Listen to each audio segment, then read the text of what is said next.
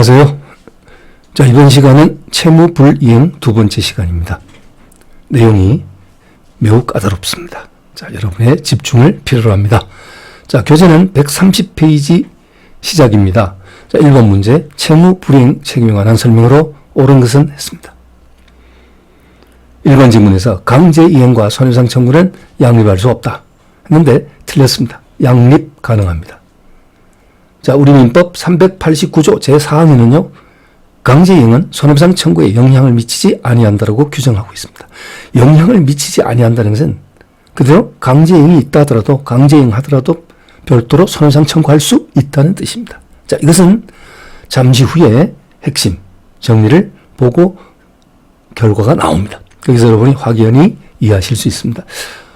그래서 이번 시간은요, 특별히 핵심 정리를 좀 많이 강조 드릴게요. 자, 일단 하단에, 제일 하단에 보면 강제이행의 방법이 있죠.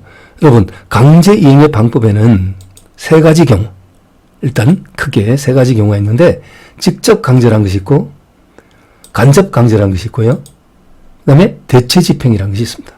대체집행. 대체집행이 이제 두 번째로 나오고요. 그 다음에 마지막에 간접 강제가 나옵니다. 자, 근데 이 직접 강제라는 것은 무엇을 의미하느냐? 준원 채무에서 우리가 채무의 종류에도 또 준원 채무가 있고 하는 채무가 있거든. 근데 준원 채무는 금전대차 관계에서 채무자가 채권자에게 빌린 돈을 갚는 것. 이거 뭐예요? 준원 채무죠. 또 매매 계약이 체결되면 매도인은 매수인에게 약속된 날짜에 등기를 넘겨주고 그 다음에 목적물을 인도해 줘야 되죠. 부동산의 예를 들겠습니다. 그래서 소유권 이전 등기 플러스 목적물 인도 이렇게 돼야 되죠. 이런 것은 준원 채무. 물론 매수인은 매도인에 대해서 잔금을 쳐야 되죠. 잔금 지급 역시 준원 채무입니다. 그런데 준원 채무 말고 하는 채무라는 게 있어요. 예를 들면 강사가 학원과 계약을 해서 강의를 하기로 한 채무, 또 연주자가 연주를 하기로 한 채무, 그렇죠? 이런 것들 모두 뭡니까? 하는 채무에 해당이 됩니다. 부부간에도 채무가 있어요. 부부간에도 여러분 뭐 협조 의무, 정조 의무, 동거 의무, 부양 의무 이런 게 있잖아요, 그죠? 그 중에서 특히 동거 의무, 부부간의 동거 의무는 준원 채무가 아니고 하는 채무에 해당이 된다는 거죠.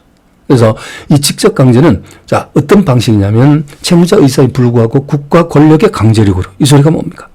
법원에다가 강제집행 신청을 해갖고요. 법원이 어떻게 합니까? 채무자가 돈 안 갚으면 채무자 재산에다가 압류를 해서 경매를 해서 환가 처분해가지고 그 환가된 금액을 금전을 채권자에게 지급해주는 그 같은 방법이죠. 그렇죠? 그래서 국가 권력의 강제력으로 채권 내용을 실현하는 방법이다. 이렇게 되어 있습니다. 그래서 여기서 여러분 주의하실 점은요. 준원 채무에만 인정되고 하는 채무와 부작위 채무는 적용되지 않는다. 뭐가? 직접 강제 방법은 인정되지 않는다. 그렇죠? 네, 이렇게 표현하고 있습니다. 자, 그러면 도대체 그럼 하는 채무인 경우에는 어떻게 돼야 되느냐? 어떤 방식으로 집행이 돼야 되느냐? 하는 것을 보겠습니다. 자, 여기 두 번째 대체 집행이 나오는데요. 대체 집행은 채무자가 이행을 하지 않을 때 채권자가 법원에 청구를 합니다. 대체 집행 신청을 해요. 그럼 법원으로부터 숙권 명령 이런 것을 받아가지고 집행관을 통해서 실현시키는 이런 방식이 있습니다. 그래서 법원에 청구하여 그 재판에 기하여 채무 내용을 채권자 또는 제3자, 여기 특히 제3자에 의해서 실현시키고 그 비용을 채무자에게 부담시킨다. 예를 들자면요. 여기 보시면 건물의 철거 의무 있죠. 여러분 여기 대체적 자기 채무로서 건물의 철거 의무인데 예를 들면 건물을 경계를 넘어서 내 땅 경계를 넘어서 불법으로 그야말로 건물을 축조를 했단 말이에요. 경계를 침범했어요. 그래서 내가 이웃 사람에게 철거를 자진해서 철거해 줄 것을 내 땅 경계를 넘어서 불법으로 그야말로 건물을 축조를 했단 말이에요. 경계를 침범했어요. 그래서 내가 이웃 사람에게 철거를 자진해서 철거해 줄 것을 여러 번 독촉을 했는데 말을 듣지 않는단 말이죠. 건물의 철거 의무는 이것은 준원 채무가 아니고 하는 채무라는 거죠. 근데 이런 경우는 하는 채무이기 때문에 직접 강제는 허용되지 않고 대체집행, 즉 법원에다가 대체집행 신청을 해서 명령을 받아가지고 철거 전문을 하는 회사 제3자에게 의해서 대신 철거하게 하고 그에 따른 일체 비용을 채무자에게 이웃 사람에게 청구하는, 그렇죠? 이런 방식. 이것이 바로 뭐냐? 대체집행입니다. 그런데 이 대체집행은 하는 채무에 인정된다고 했지만 하는 채무 중에서 안 되는 게 있어요. 채무자 1신에 전속된 것은 안 돼. 그러니까 전속되지 아니한 행위를 목적한 채무에 인정이 됩니다. 이 소리가 무슨 소리냐면 대체적 자기 채무에만 인정이 되는 거예요. 그러니까 제3자가 대신 해줄 수 있는 하는 채무. 제3자가 대신 할 수 있는 것, 그것이 대체적 자기 채무라 하거든요. 이것만 인정이 되는 것이다. 그러면 부대체적 자기 채무는 허용되지 않는다. 이게 바로 여러분 방금 제가 예를 든 부부의 동거 의무는 제3자가 이행할 수 있어요? 대체할 수 있습니까? 대체 안 됩니다. 그 배우자가 아니면 누구도 대체해 줄 수 없는 게 동거 의무 아니겠어요? 그리고 어떤 일타 강사를 학원이 계약을 해가지고 강의를 하기로 했는데 그 사람이 이행하지 않고 있다. 채무를. 자, 그렇다고 해서 2타, 3타 강사를 데려다가 강의시킬 수 있나요? 그리고 그 비용 청구하고 하는 대체집행 가능합니까? 안 됩니다. 여러분 이해하셨죠? 그래서 부대체적 자기 채무에는 허용되지 않는다. 자, 됐고요. 이해하셨죠? 그 다음에 이제 마지막 집행 방법이 뭐냐면 간접 강제라는 게 있어요. 그러니까 채무자 당신이 언제까지 이행하지 않으면 벌금을 구하겠다. 또는 구금시키겠다. 여러분 그렇게 함으로써 심리적으로 채무자를 압박시키는 거야. 그러면서 이행하게 실현시키는 이런 방법인데 부대체적 자기채무에 인정된다. 그런데 아무리 부대체적 자기채무에 인정된다 하더라도 그것을 강제시키면요. 그 사람의 그 채무자의 인격 존중에 어긋난다. 인격 존중에 반한다. 이런 채무는 간접 관계가 또 안 돼. 네, 그렇죠? 그러니까 여기 보십시오. 부부의 동거 의무와 같이 강제하는 것이 채무자의 인격 존중에 반하는 채무. 이건 안 돼. 안 된다는 거예요. 강사의 강연 채무 마찬가지입니다. 강의 채무 이것도 결국 강제시키면 그건 인격 존중에 어긋난다. 그럼 결국은 보십시오. 결국은 직접 강제 안 돼. 하는 채무는 직접 강제 안 되죠?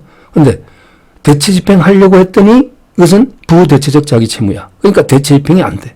그럼 마지막으로 간접 강제를 하려고 했더니 인격 존중에 반해. 그럼 결국 어떻게 돼요? 손해배상 청구로 귀결될 수밖에 없다는 겁니다. 결국은 손배권을 행사할 수밖에 없다. 그래서 방금 전에 여러분이 보신 지문 강제이행과 손해배상 청구는 양립할 수 있다는 겁니다. 이해하셨죠? 네, 이렇게 해서 보시고요. 이 정도는 기억해 두세요. 직대간입니다. 순서가 직대간 순서 해주시기 바랍니다. 그래서 대체 집행은 직접 강제를 할 수 없는 경우에 관해서 허용되고 그 다음에 간접 강제는 직접 강제도 안 되고 대체 집행도 안 되는 경우 이 경우에 허용된다 이렇게 돼 있잖아요. 자 그러면 다시 돌아갑니다. 돌아가서 자 1번 맞고요. 2번 질문입니다. 채권자의 단순한 부주의라도 그것이 손해 확대의 원인이 되는 경우 이를 이유로 과실상계할 수 있다. 그러니까 채무자가 이행을 하지 못했어요. 그럼 채권자는 채무자를 상대로 해서 채무 불이행에 따른 이제 손해배상 청구는 여러분 줄여서 세 글자로 손배권이라 하겠습니다. 그래서 손배권을 행사할 수 있겠죠? 그런데 채무자가 이행을 하지 않아서 배상 책임을 져야 되지만 채권자한테도 뭔가 과실이 있다. 그런 경우에는 과실상계는 반드시 참작해야 됩니다. 원래 과실상계가 가장 거론되는 부분이 어떤 부분이요? 불법행위예요.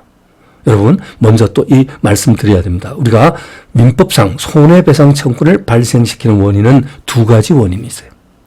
하나가 민법 390조 이하의 채무불이행, 또 하나가 민법 750조 이하의 불법행위입니다. 그래서 이 같은 두 개의 경우에 손배권 문제가 발생이 됩니다.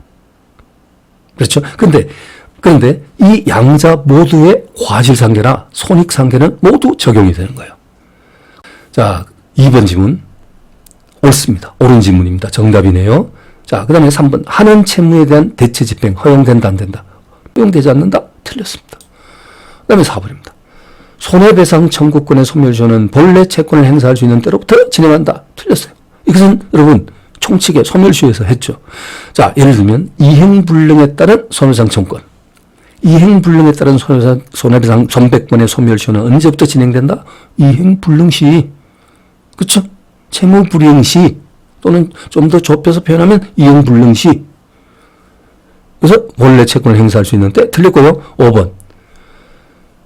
채무불이행으로 인하여 채권자의 생명침해가 있는 경우 채권자의 직계존속은 민법 752조를 유추 적용하여 채무불이행을 이유로 한 위자료를 청구할 수 있다.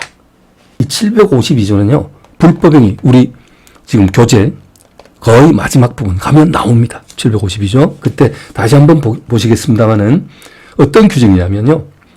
타인의 생명을 해한 자, 살인자죠. 이 자는 피해자의 직계, 존속, 비속 및 배우자에 대해서는 재산상 손해가 없는 경우에도 손해배상 책임이 있다. 이 규정은 이 752조는요. 채무불이행에 따른 손배권에는 이 규정이 유추 적용되지 않습니다. 채무불이행으로 인해서 채권자의 생명침해가 있었다. 참 문장 특이하게 같습니다. 그죠? 자, 이런 경우 752조가 유추 적용되느냐? 안 됩니다. 여기서 X예요. 적용되지 않는다. 이것은 오로지 불법 행위에 따른 손배권에만 적용되는 규정이라는 거 여러분 이해해 주시기 바랍니다. 네, 132페이지 손해배상액의 예정입니다. 자, 하단의 핵심 이론을 확인하도록 하겠습니다. 손해배상액의 예정이란 것은요. 당사자 일방에 채무불이행이 있게 됐을 때 실제 손해를 따지지 않고 실제 손해가 얼마가 나느냐 이것을 따지지 않고 처음부터 약정된 배상액을 지급하기로 하는 그 같은 당사자의 계약이다. 이렇게 볼 수 있습니다. 만약에 매매계약에서 매도인이 매수인에게 등기서류를 약속 날짜에 넘겨주지 않음으로써 매수인에게 실제 손해가 1,000만 원이 발생이 됐다. 라 하더라도 처음부터 배상액을 예정액을 700으로 약정을 했다면 700만 원만 지급하면 매도인은 매수인에게 700만만 배상하면 당사자 사이에 배상은 이루어진 것으로 이렇게 다루는 것 같은 제도다. 이렇게 보시면 되겠습니다. 자, 이어서 보시면요. 근로기준법 20조는요. 근로계약 불이행에 대한 위약금이라든지 또는 손해배상액을 예정하는 이 같은 계약 체결은 금하고 있다는 거. 이것은 여러분 직무와 관련된 부분이라 주의하셔야 되겠습니다. 자, 그 다음에 여기 1항에 나와 있는 이 내용은 또 출제가 잘 되죠. 채권자는 채무자가 나한테 채무불이행했다. 저 사람이 채무를 이행하지 않았다. 그 사실만 증명을 하면요. 손해 발생이 있다 없다. 또 그 손해액이 얼마다. 이런 것은 증명할 필요가 없다는 것입니다. 그렇죠. 그리고 또 이어서 손해배상의 예정액이 부당히 과다하면 법원은 적당히 감액할 수 있습니다. 그런데 부당히 과소하다 하더라도 법원은 이를 증액하지는 못합니다. 그렇죠. 그래서 이것도 출제가 잘 되고요. 자, 그 다음에 내려가서 D번입니다. 실손해가 예정액보다 클 때. 그렇죠. 예정액은 700만으로 예정을 했고 실제 손해는 1,000만 원이다. 따라서 이런 경우 실제 손해를 배상한다는 특약, 이런 특약이 없는 한 채권자는 예정액 이상으로 청구하지 못합니다. 그러니까 700만 원만 청구할 수 있다. 이렇게 볼 수 있겠습니다. 그 다음에 손해배상액의 예정에는 특별손해까지 포함된 것으로 봅니다. 통상손해, 특별손해까지 포함된다. 특별손해에 대해서는 별도로 언급하도록 하겠습니다. 그 다음에 마지막에 손해배상 예정은 본래의 이행 청구나 계약 해지에 영향을 미치지 아니한다. 자, 이것은 무슨 뜻이죠? 손해배상의 예정을 700으로 약정을 했다 하더라도 당연히 매도인은 매수인에게 중도금이나 잔금 지급 청구를 할 수 있을 것이고 매수인은 매도인에 대해서 등기 청구를 행사할 수 있다는 겁니다. 그리고 만약에 일방 당사자의 채무 불이행이 있게 되면 당연히 계약을 해지할 수 있다. 그래서 본래의 이행 청구를 할 수도 있고 또 채무 불이행 사유가 발생했을 때 해제권 행사도 가능하다는 거죠. 그러니까 손해배상의 예정을 계약했다 하더라도 그 계약상의 본래의 이행 청구 또는 일정한 사유가 발생했을 때 행사할 수 있는 해제권 이런 것들은 당연히 행사될 수 있다. 이렇게 볼 수 있겠습니다. 자, 그러면 문제를 풀어보도록 하겠습니다. 자, 다시 132페이지 돌아와서요. 손해배상의 예정에 관한 설명으로 옳은 것은 하고 물었습니다. 1번 사용자는 근로계약 불이행에 대한 위약금 또는 손해배상액을 예정하는 계약을 체결할 수 있다 했는데 틀렸죠. 체결할 수 없다. 방금 근로기준법 20조 확인했습니다. 그 다음에 2번 매매계약에서 채권자는 실제 손해액이 예정액을 초과하는 경우에는 그 초과액 청구할 수 있습니까? 없다 그랬습니다. 그렇죠? 실제 손해가 1,000만 원 예정액이 700 이렇게 제가 예를 들었었죠. 그러면 일단 700만 배상하면 끝나는 것입니다. 그 다음에 3번. 계약 내용에 손해배상액을 예정하는 약정이 있는 경우에는 계약상의 채무 불이행으로 인한 손해액과 함께 그 계약과 관련된 불법 행위상의 손해까지 예정하는 것으로 본다. 그러면 손해배상의 예정 그 금액인 700만 원 속에 만약에 채무자가 채무 불이행도 하고 동시에 또 뭐 어떤 불법 행위를 저질렀다. 그럼으로써 채권자에게 또 손해를 끼쳤다면 그 불법 행위에 따른 손해배상액까지 다 포함해서 700이다. 가당치 않습니다. 틀렸습니다, 여러분. 이것은 불법 행위상의 손해배상액은 이건 별개입니다. 이것까지 포함된 것은 아니다. 됐죠, 여러분? 자, 그 다음에 4번입니다. 건물 신축 공사에서 준공 후에도 건물의 다수의 하자가 발생됐고 또 시공이 덜 된 부분이 있어요. 공사가 안 된 부분이 있어요. 자, 이런 부분이 있어 수급인이 약정기한 내에 그 하자와 미시공 부분에 대한 공사를 완료하지 못할 경우 이때 도급인은 미지급 공사비가 있다면 이것을 포기하게 한단 말이죠. 수급인에 대해서 지급하지 않는 것으로 포기하고 이를 도급인의 손해배상금으로 충당한다는 내용의 합의각서를 작성했다면 이것은 일종의 뭐에 해당되느냐. 손해배상액의 예정으로 볼 수 있다는 겁니다. 여러분 이해하셨죠? 네, 그 다음에 5번. 자, 그래서 4번 옳은 질문입니다. 그 다음 5번 금전채무에 관하여 이행지체에 대비한 지연손해금 비율을 따로 약정한 경우 손해배상액의 예정으로서 감액의 대상이 되지 않는다라고 했는데 틀렸습니다. 손해배상의 예정은 당연히 감액 대상이 됩니다. 부당이 과다하다고 판단했을 때는 법원이 적당히 감액할 수 있다 그랬습니다. 자, 그래서 틀렸습니다.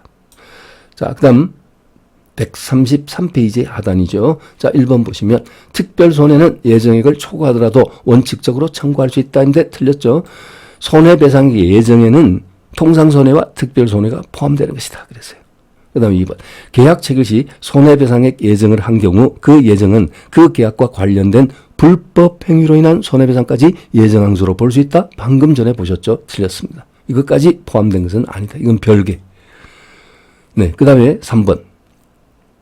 손해배상 예정액이 부당히 과다한 경우에는 법원은 당사 주장이 없더라도 직권으로 감액할 수 있다. 예, 옳은 표현입니다. 그렇습니다. 그러나 부당히 과소하다 하더라도 증액은 할 수 없다 그랬죠. 그 다음에 4번. 채권자가 예정된 손해배상을 청구하기 위해서 손해배상액을 증명할 필요는 없으나 이거 맞아요. 배상액 증명 필요하지 않다 그랬죠. 손해 발생은 증명해야 한다. 이것도 필요 없어요. 이것도 틀렸습니다. 이 부분 틀렸습니다. 무엇만 증명하면 돼요? 채무자가 나한테 채무를 이행하지 않았다. 즉 약속을 깨뜨렸다라는 채무 불이행 사실만 증명하면 손해배상액 그리고 손해 발생 이런 것들은 증명할 필요가 없다 그랬죠. 그 다음에 5번입니다. 손해배상액 예정에 있어도 손해 발생에 있어서 채권자에게 또 과실이 있다. 그러면 공평원칙상 과실상계를 해야 되느냐? 아닙니다. 손해배상액 예정을 하게 되면요. 이때는 과실상계는 하지 않습니다. 여러분 해설을 좀 참조해 주시기 바랍니다. 그래서 판례는 어떻게 판시를 하고 있냐면 손해배상액을 예정한 경우에는 과실상계는 적용할 필요 없다. 적용할 성질의 것이 아니다라고 판시하고 있습니다. 자, 그 다음에 6번입니다. 채무자는 특별한 사정에 의한 자신의 귀책 사유 없음을 이유로 예정 배상액의 지급 책임을 면할 수 있다. 그렇죠. 자신의 잘못이 아니다. 라고 한다면 손해배상 문제가 발생되지 않겠죠. 당연히 배상액 지급할 필요가 없을 것입니다. 그 다음에 7번 역시 반복입니다. 손해배상의 예정에는 특별한 사정에 없는 통상손해뿐 아니라 특별손해도 포함이 되는 것입니다. 특별손해는 별도로 청구할 수 있는 것은 아닙니다. 그 다음에 다음 페이지입니다. 134페이지 넘어왔습니다. 예정 배상액의 감액 범위에 관한 판단은 사실심 변론 종결 당시를 기준으로 한다 했는데 우리가 사실심 하면 1심과 2심 법원을 사실심이라 그랬죠. 3심은 법률심이라 그럽니다. 그렇죠. 그래서 1심, 2심 법원의 변론 최후의 변론 종결 당시까지를 기준으로 해서 예정 배상액의 감액 범위에 대한 판단을 한다. 이것은 여러분 그대로 그냥 문장을 암기해 주시는 것이 좋을 것 같습니다. 그 다음에 마지막 9번에서 금전채무관에서 이행지체에 대비한 지연손해금 비율에 대한 합의는 손해배상액 예정으로 보아 감액 대상이 된다. 네, 방금 나왔었죠? 네, 옳은 표현입니다. 자, 그 다음 문제 보겠습니다. 갑은 자기 소유 토지에 대해 을과 매매계약을 체결하면서 이행지체로 인한 손해배상액을 예정하였다. 자, 을의 이행지체를 이유로 갑이 손해배상을 청구하는 경우에 관한 설명으로 옳지 않은 것은 냈습니다. 갑이 매도인, 을이 매수인입니다. 자, 1번 지문에서 갑은 손해액에 대한 증명을 하지 않더라도, 그렇죠. 손해액 그리고 손해 발생 사실 이것들은 증명하지 않아도 된다. 이행지체가 있었던 사실을 증명하면, 즉 채무불이행 사실만 증명하면 예정배상액을 청구할 수 있다. 그러니까 손해액 증명 요하지 않고 그리고 손해 발생 사실에 대한 증명도 필요 없다. 그 다음에 2번 갑에게 손해가 발생하였더라도 특별한 사정이 없는 한 을은 자신에게 귀책 사유가 없음을 증명하면, 그렇죠? 귀책 사유가 없다. 그렇다면 예정 배상액의 지급 책임을 면할 수 있다고 했습니다. 면할 수 있다. 그다음 3번 을은 갑에게 손해가 발생하지 않았다는 사실을 증명하더라도 예정 배상액의 지급 책임을 면할 수 없다. 그렇죠? 네, 방금 1번에서 다 설명했던 내용이죠. 채무 불이행 사실만 증명이 되면 된다 그랬죠. 그 다음 4번. 갑은 을의 이행지체로 해서 이번 실제 손해액이 예정 배상액보다 크다는 사실을 증명하더라도 다른 특약이 없는 그 초과 부분은 따로 청구할 수 없다. 네, 옳은 표현이죠. 네, 옳은 표현입니다. 여러분. 따로 청구할 수 없습니다. 5번. 을의 이행지체로 해서 특별 손해가 발생한 경우. 만약에 매도인이 매수인이 제때 중도금 잔금을 모두 치렀다면 그것을 가지고 특별히 다른 어떤 사업을 하려고 했습니다. 근데 그것에 차질을 빚게 됨으로써 자기가 예정되었던 그와 같은 사업을 할 수 없게 됐다. 그로 인해서 발생한 손해함, 이것은 특별 손해라고 할 수 있겠습니다. 그렇죠? 근데 이 특별 손해는 채무자가 통상 손해는 배상 범위에 당연히 응당 들어가는데 특별 손해는 언제나 들어가지는 않습니다. 특별 손해는 그 사실 예견 가능성이 있어야 돼요. 예견. 그러니까 채무자가 내가 제때 중도금 잔금을 치르지 않으면 매도인에게 이러이러한 특별한 손해가 추가적으로 발생될 수 있을 것이라는 것을 애초에 예견할 예견 가능성이 있었어야 됩니다. 그래야지만이 특별 손해는 손해상 범위에 포함이 될 수 있습니다. 그렇죠? 그리고 또 방금 그랬죠, 여러분. 우리가 손해배상액을 예정하면 그 예정액 속에는 통상 손해, 특별 손해까지 포함된 것이라고 했잖아요. 그렇죠? 네. 그래서 여기 보시면 끝에 갑은 을에게 특별 손해에 대한 손해배상을 별도로 청구할 수 있다. 이게 틀렸죠? 별도로 청구하지는 못합니다. 예정액에 포함된 것이다 했습니다. 자, 해설 참조해 주시기 바랍니다. 자, 다음 문제입니다. 여러분. 손해배상에 관한 설명으로 옳은 것은 1번 채무 불이행으로 인한 손해배상액이 예정되어 있는 경우 채권자는 채무 불이행 사실 및 손해 발생 사실을 모두 증명하여, 또 틀렸죠. 계속 반복되죠, 여러분. 예, 그러니까 여러분이 이렇게 지문 분석을 함으로써 또 문제를 풀어 나감으로써 빈출되는 부분에 대해서 정확한 여러분 인식을 하실 수 있겠습니다. 자, 그러면 1번 틀렸고요. 다음 페이지로 넘어가 보겠습니다. 하단이죠. 다음 페이지가 아니고요. 하단입니다, 여러분. 자, 특별 사정으로 인한 손해배상에서 채무자가 그 사정을 알았거나 알 수 있었는지의 여부는 계약 체결 당시를 기준으로 판단하는 게 아니라 이행기까지를 기준으로 판단한다. 아까 그랬죠. 내가 제때 이행하지 않음으로써 상대방 채권자에게 이러한 추가적인 피해가 발생될 수 있겠다라는 이 특별 손해는 채무자가 그러한 사실에 대한 예견 가능성이 있어야 한다. 이 소리는 뭐냐면 그러한 사정을 알았거나 알 수 있었어야 된다는 것인데 그 악의 또는 과실의 판단 기준은 언제까지를 기준으로 한다고요? 이행기, 채무 이행기까지를 기준으로 판단한다. 계약 체결 당시가 아니고요. 네, 그렇죠. 그 다음에 3번. 부동산 소유권 이전 채무가 이행불능이 되어 채권자가 채무자에게 갖게 되는 손해배상 채권의 소멸시효는 계약 체결 시부터 진행된다. 이건 당연히 우리 소멸시효에서 이행불능 시, 그렇죠? 이행불능에 따른 손해배상 청구의 소멸시효는 이행불능 시부터 진행된다. 조금 넓게 표현하면 채무불이행 시부터 이렇게 표현할 수 있다 그랬죠. 그 다음에 4번입니다. 채무불이행으로 한 손해배상액을 예정한 경우에는 특별한 사정이 없는 통상손해는 물론 특별손해까지도 포함된다. 네, 옳은 질문 정답입니다. 계속 반복됩니다. 5번. 불법행위로 영업용 건물이 일부 멸실된다. 어떤 자가 음주 운전을 해서, 그렇죠? 거기다가 급발진까지 또 해갖고, 급발진이면 또 책임 소재가 좀 애매하죠. 그러니까 그냥 음주운전 해가지고 그냥, 과실로 영업용 건물을 그냥 들이받았습니다. 그래서 일부 멸실했다. 그에 따른 휴업 손해, 장사를 하지 못함으로 해서 발생되는 손해는 이건 특별 손해 아니죠. 이건 통상 손해에 해당되죠. 그렇죠? 특별 손해 아닙니다. 통상 손해에 해당이 된다. 이렇게 볼 수 있겠죠. 그래서 정답 확인했습니다. 자, 다음 페이지로 가봅니다. 그리고요, 136페이지에는 또 손해배상의 범위와 산정, 이런 통상손해, 특별손해, 이런 내용에 대해서 나와 있으니까 역시 여러분, 여기까지는 꼼꼼히 확인해 주시기 바랍니다. 네. 지문 분석 111번 보시겠습니다. 보시겠습니다. 과실상계 비율에 대한 당사 주장은 법원을 구속한다. 당사자 주장에 법원이 구속된다? 아니죠. 한문철 변호사, 교통사고 전문 변호사, 그죠? 어쩌다 보게 되면, 가해자, 피해자, 7대3, 6대4, 이런 표현들 하지 않습니까? 근데 실제로 법원의 판결이 떨어졌을 때 보면, 7대3이 아니라 8대2가 되는 경우도 있고, 그쵸? 네, 그렇습니다. 그래서 여러분, 그런 것은 제가 후속 설명을 드리지 않아도 잘 아시는 그런 내용이다. 이렇게 볼 수 있습니다. 당연히 과실상계, 이것은 반드시 참작해야 되죠. 과실상계는 반드시 참작해야 되지만 그 비율에 대해서는, 당사자 주장에 대해서는 법원은 구속되지 않습니다. 구속한다, X. 그다음에 배상 의무자가 피해자 과실에 관해서 주장하지 않는 경우 법원이 이를 직권으로 심리 판단할 수 없다 했는데, 과실상계가 뭔지는 여러분 잘 아시지 않습니까? 채무자가 이행하지 않음으로 인해서 채권자에게 손해가 생겼다는 거죠. 그런데 채무자가 이행하지 않음으로써 발생된 손해, 여기서는 채권자에게도 뭔가 잘못이 있다.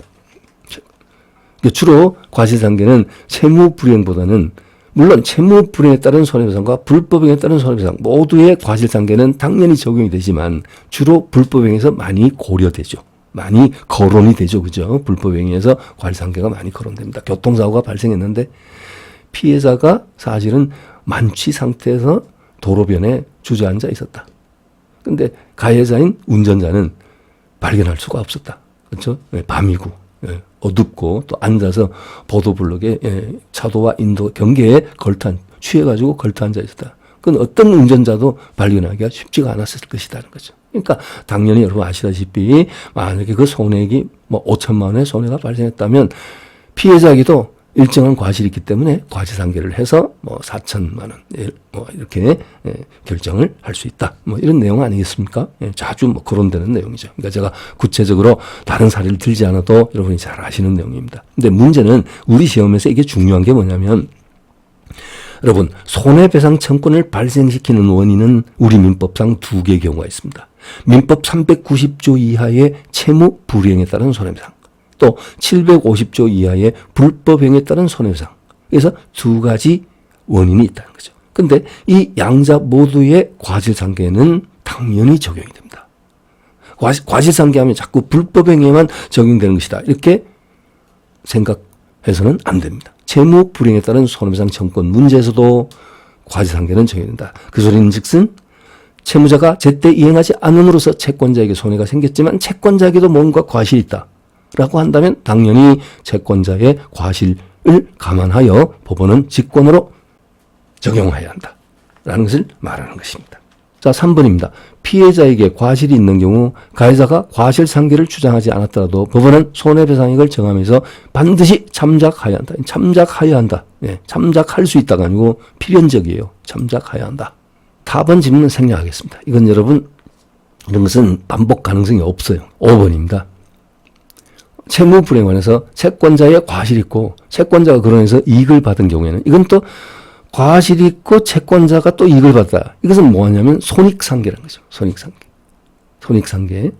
예를 들면 채무자가 특정 지역 지점에 물건을 운송하기로 했고요. 채무자가. 그러면 채권자가 가서 그 지역에 가서 그것을 다시 실어서 가져오기로 하는 송부채무라 그러죠. 이런 경우를 제3지를 이행장소로 정한 경우가 있어요. 여러분, 제가 앞 시간에 지참채무, 추심채무 설명드렸는데 송부채무는 뭐 시험에 나오지 않습니다라고 표현했는데 그 송부채무가 뭐냐면 예를 들면 저 강원도 정선에서 배추 농사를 하는 예를 들면 을이 수확한 배추를 뭐 8톤 트럭에 실어가지고 대관령 휴게소까지 실어오면 서울의 농수산물 도매센터를 운영하는 갑이 역시 가가지고 대관령 휴게소에 가서 그 배추를 다시 옮겨 실어서 이제 오기로 한. 예를 들면 뭐 그렇게 약속을 했다. 가정하자고요. 그럼 그건 송부채무라. 제3지를 채무의 이행장소로 했다.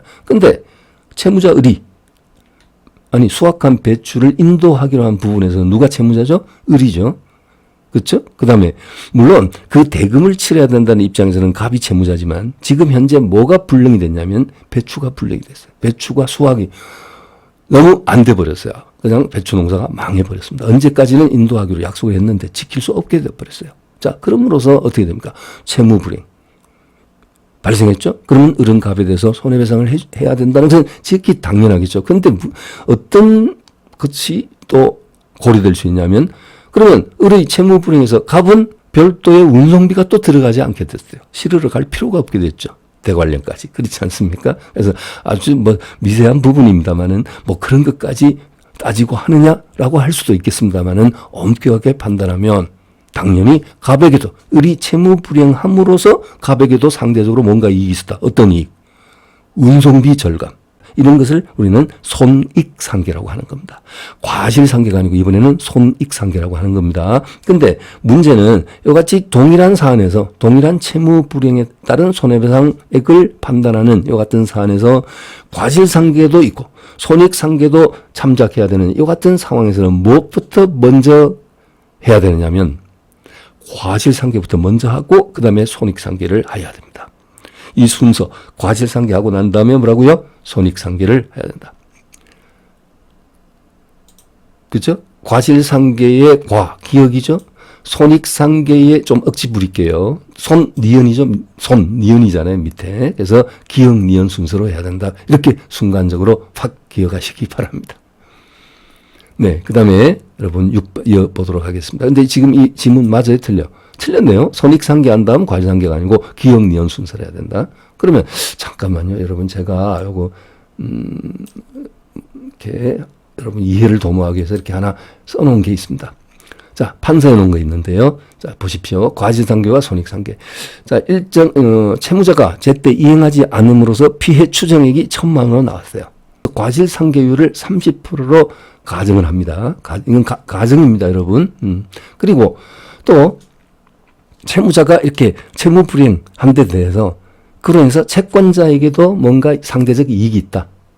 그래서 손익상계를 만약에 100만 원으로 정했다. 그러면 과실상계하고 손익상계 한 거 하고요. 손익상계부터 먼저 하고 과실상계 하면 액수의 차이가 미세하지만 차이가 발생합니다. 과실상계를 먼저 하면 어떻게 됩니까? 자, 손해액 피해 추정액 1,000만 원에서 채권자의 과실 비율 30%. 그러면 이걸 공제하고 70% 곱하게 되면 700만 원이 되고요. 그 다음에 손익상계 공제해야 되죠. 100만 원 빼면 최종 손해배상액은 600만 원이 될 것입니다. 그죠, 여러분? 이해하셨죠? 600만 원이 배상액으로 이렇게 나오게 될 것입니다.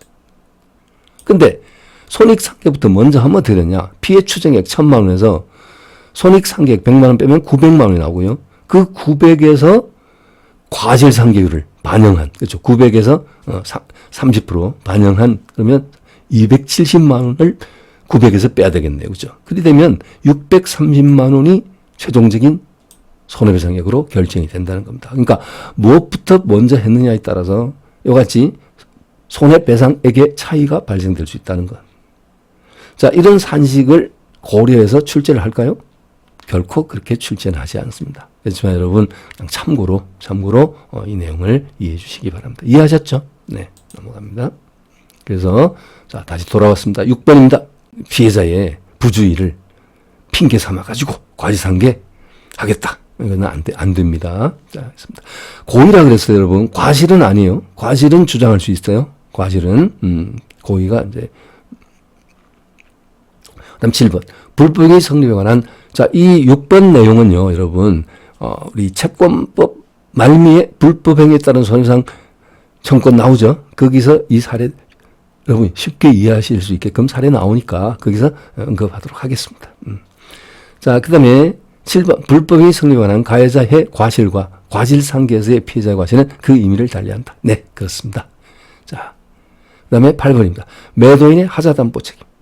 어떤 거죠? 만약에 뭐 물건을 샀는데 그 물건에 원시적 하자가 있었다. 그렇죠? 뭐 이런 것이 하자담보 책임. 우리 또 역시 매매에 매도인 담보 책임 가면 자세히 또 나옵니다. 건물을 매수했는데 그 건물에 원시적 누수 내지 균열형 상태가 되어 있었다.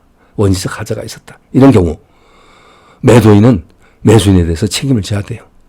일종의 무과실 책임입니다. 매도인이 그 사실을 몰랐다 하더라도 선의 무과실하더라도 책임져야 돼요. 이것이 무과실 책임입니다. 그런데 그 하자 발생 및 확대에 가공한 매수인의 잘못이 있다면 법원은 이를 참작하여 손해상 범위를 정해야 한다. 옳은 표현입니다. 정확합니다. 을이 갑 자동차 회사로부터 신차를 매수했는데 자, 이 차량에 원시적 하자가 있었다. 근데 그 하자가 더 확대가 됐다. 이유가 뭐냐? 매수인이 불법적으로 차량을 개조함으로써 오히려 하자가 확대됐다. 이런 예를 들어볼 수 있습니다. 따라서 그 하자 발생 및 확대, 가공, 매수인이 그렇게 개조를 했다는 그 사실이죠. 예, 잘못이 있다면 법원은 이를 참작해서 손해배상 범위를 정해야 한다는 지극히 당연한 내용이 되겠습니다. 자, 여러분 매우 까다로운 내용입니다. 채권법은 특별히 핵심 이론까지도 꼼꼼히 여러분이 좀 읽고 정리해 주시기를 당부드립니다. 네, 수고하셨습니다.